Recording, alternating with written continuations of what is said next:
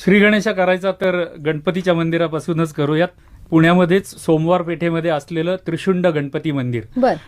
ह्या मंदिरामध्ये बघण्यासारखं इतकं काही आहे की जे बघून आपण थक्क होतो. बहुतेक जे दर्शनाला जाणारे भाविक असतात किंवा सहलीला म्हणून सुद्धा काही लोक देवळांमध्ये दर्शनाला जातात, परंतु तिथे गेल्यानंतर लोक काय करतात, 5 तासाचा 4 तासाचा प्रवास करून लोक जातात.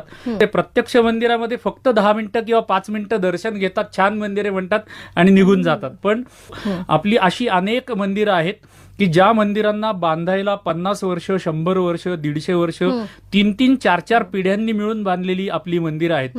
आणि ही एवढी सुंदर मंदिरं म्हणजे आपल्या भारताचं सौंदर्य आणि वैभव आहे.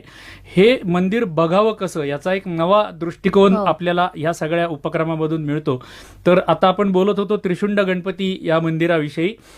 फार काही मोठं मंदिर नाहीये, छोटंच मंदिर आहे आणि साधारण 1780च्या सुमारास हे बांधलेलं मंदिर आहे. संपूर्ण दगडी बांधकाम असलेलं मंदिर आहे.